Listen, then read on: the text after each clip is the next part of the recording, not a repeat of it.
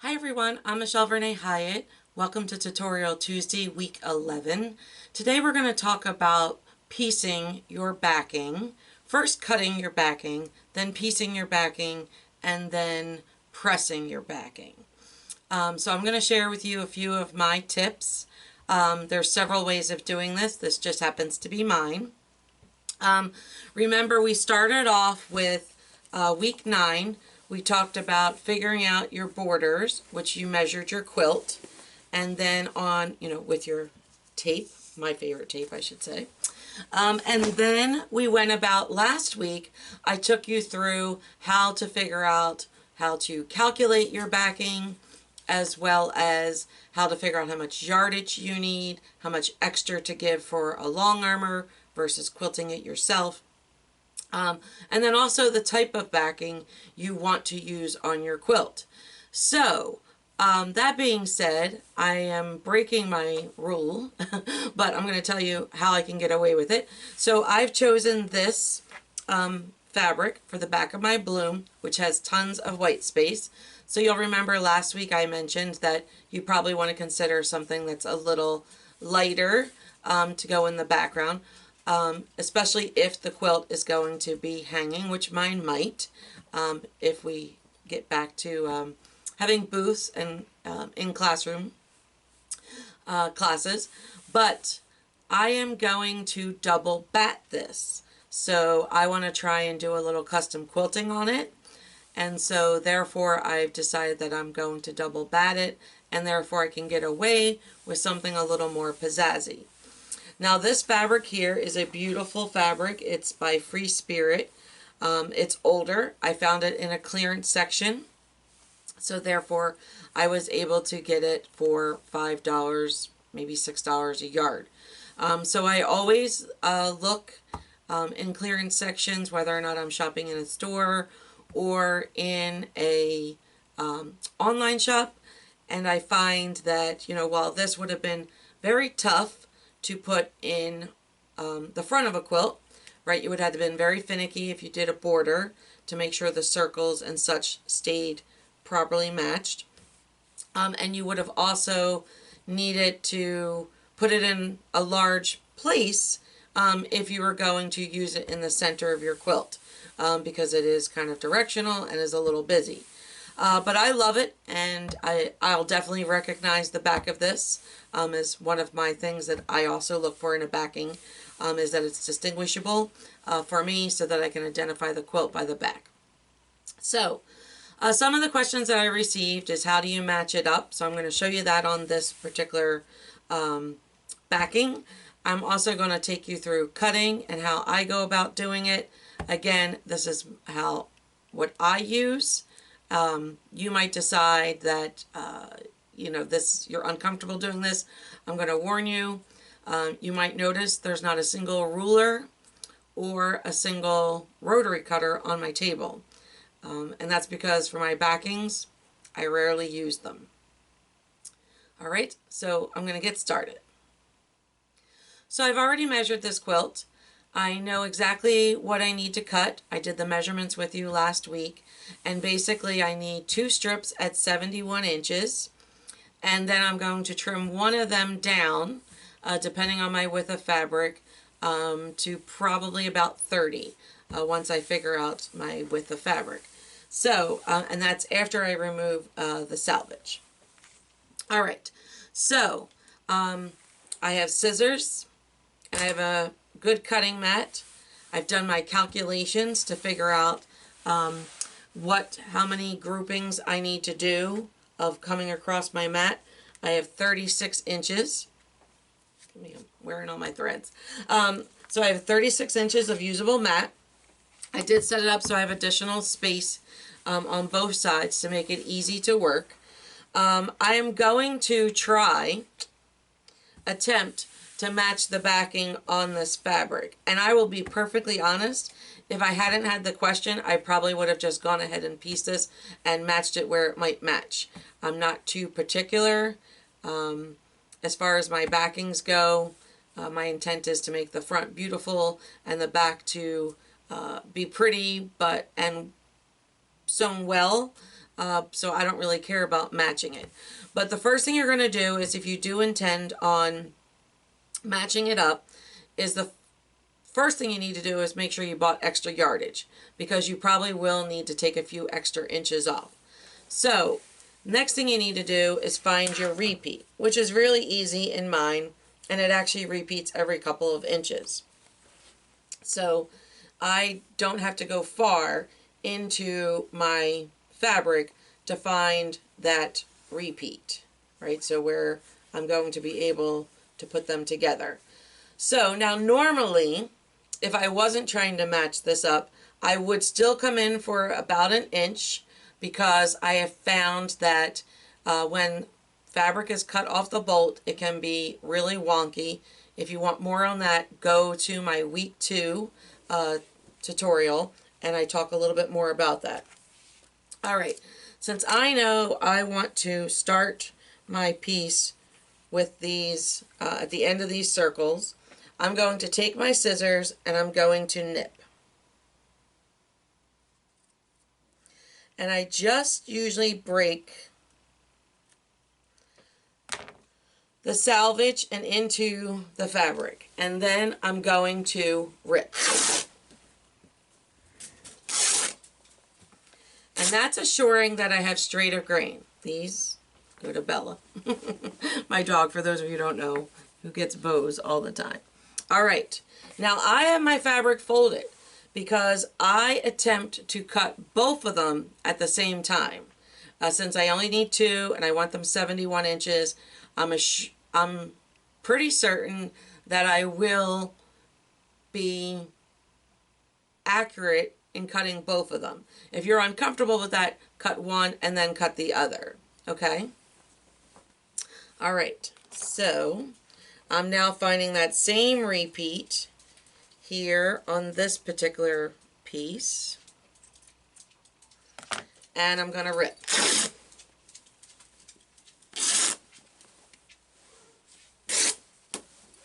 All right, now I'm going to match up those 2 areas that I've just ripped apart, because I'm doing the 2 at once. Again, if you are uncomfortable with this, by all means cut one at a time. Just because I'm crazy doesn't mean you need to be crazy. All right, so I'm matching up all 4 corners. Now you get to see Cal in action, tearing up his bed. And I do stick a little pin in those, right? And I kind of futz it so that I've evened it all out, right? I'm going to put a pin in here to hold them all together. I've matched up my 4 edges. You would have 2 if you're only doing one at a time. And I'm going to line this up, my cut edge, with the end of my mat, so I know I'm at 36 when I come over here, and I'm going to stick another pin in it. And I try and stick it in as straight as possible so that it's lining up with the number on my mat. And then I'm going to give it a nice tug. Make sure I'm lining it all back up. So 71 minus 36 is 35.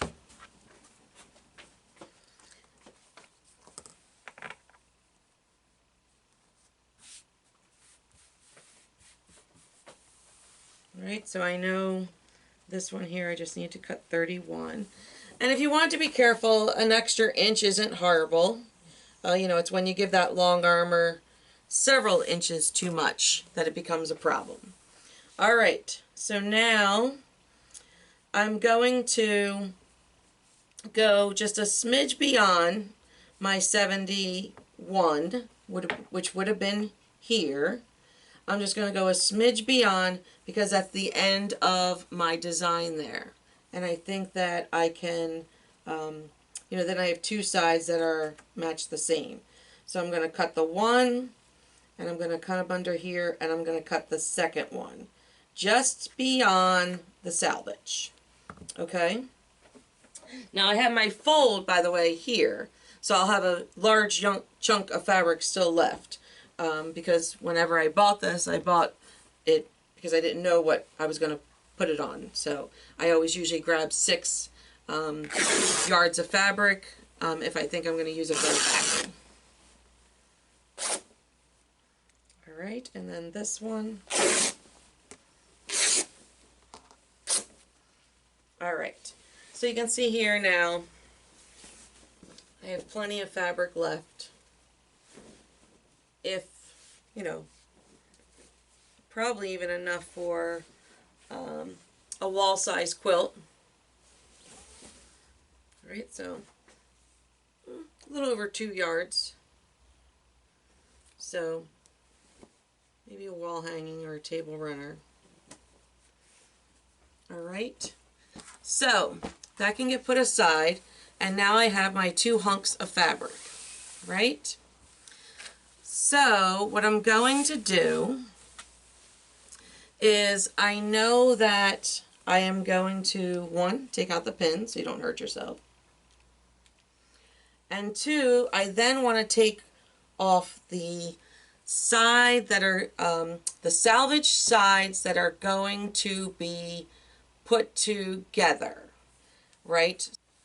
Apologies, we had a bit of technical difficulties. Apparently my card filled up and I missed the last part of my recording. So unfortunately I cannot put the fabric back on, but I'm going to talk you through what I did, and then I'll show you the tearing of the salvage in the next piece.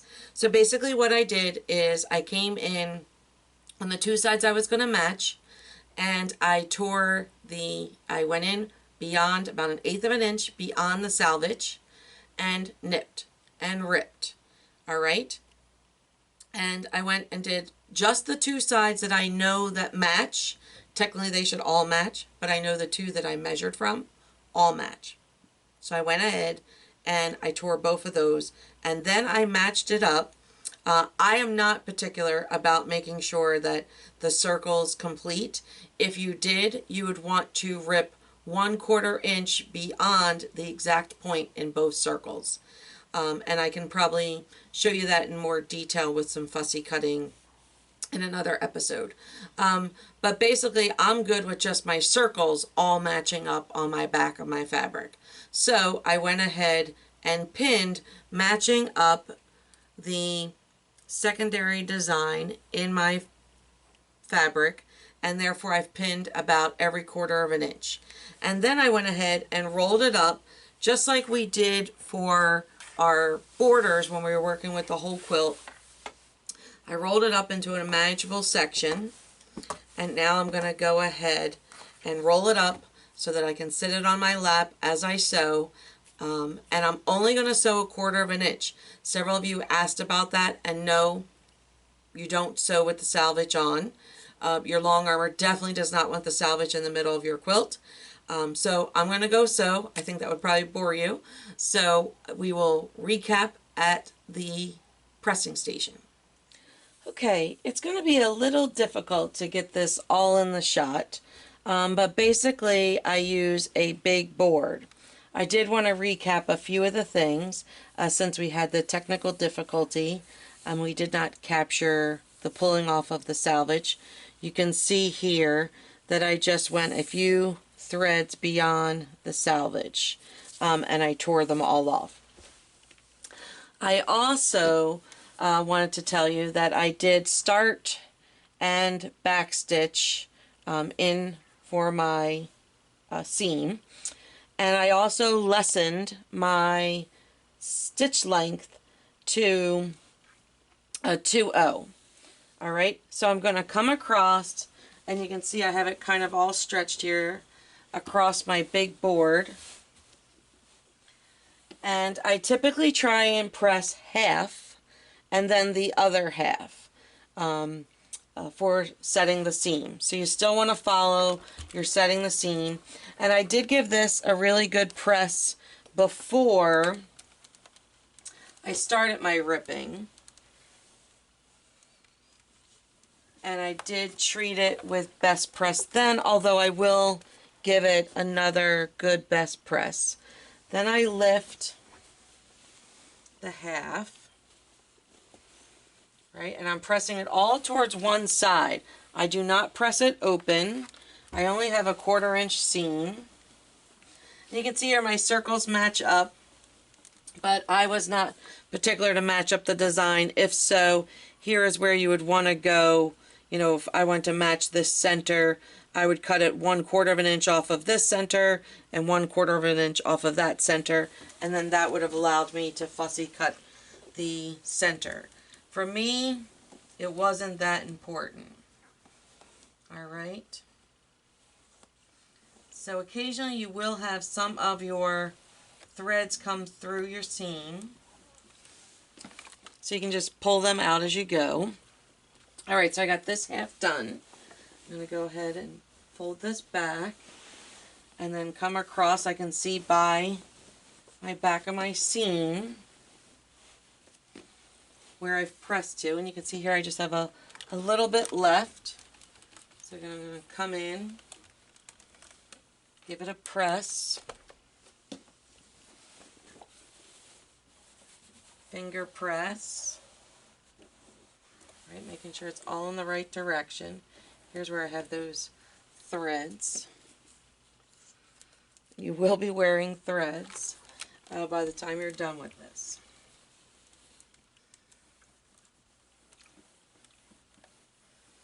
All right. So you can see it's pretty close. The circles definitely matched up. And if I had taken the time, I could have matched up those others. Like I said, to me, it's not all that important. Then I'm going to come back in and I'm going to go ahead and give this another good press. For the most part, I am pretty, it held, that's the joy of best press. It held the non-wrinkles. The only place I have a pretty solid seam is where I had it folded. From like as a bolt. So you can see here, you kind of just move it around. And big boards definitely help. I think they're definitely worth the investment. I have a freestanding one upstairs. So I'm just going to come down that fold, and give it another good press. This time open. Last time I folded it back for storage after I pressed it the other day to prepare for this. Alright, see how nice it just comes right out with just a hit of best press. Plus I'm using my wool mat. I love it too. Again, another big investment. But if you're sewing a lot and this is something that you enjoy, you should invest in your craft. You know, people seem to buy fabric without hesitation, but then tools that can make their life easier, they hem and haul on. You know, guys and their tools, they don't think twice about it, so. Alright, so now I'm turning it around. I'm most likely going to cut a good portion of this off, but I still want to give it a good press.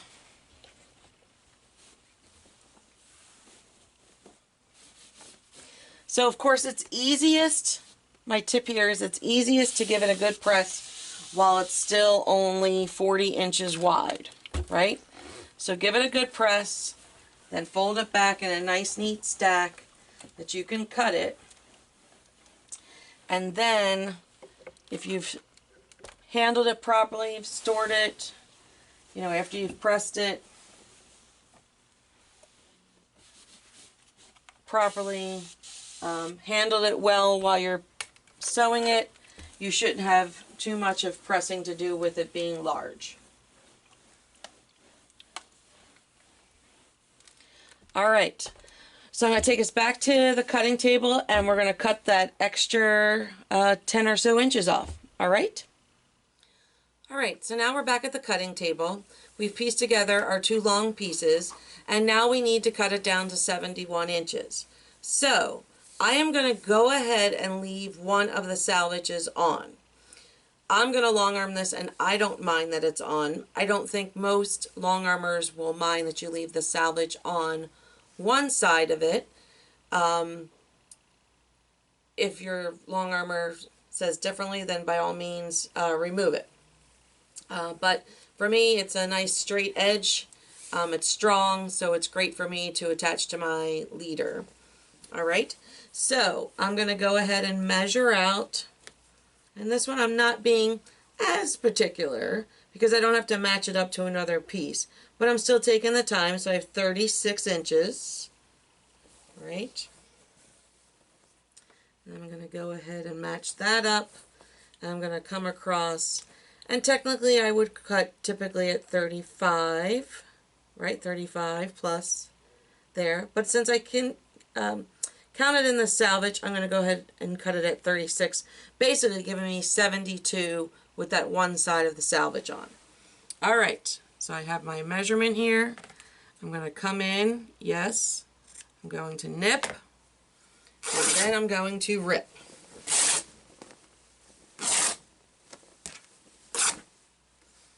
All right. Again, this can be used for something.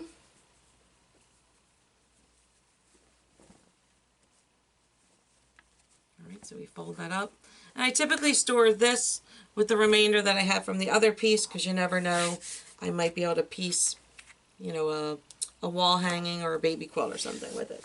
All right, so that got me my 72 basically by 72 square.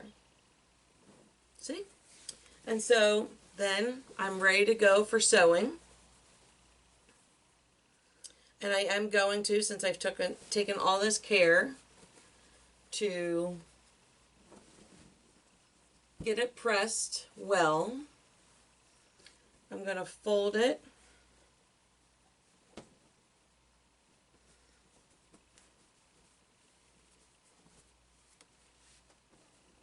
so that it's nice and neat until it can get long-armed.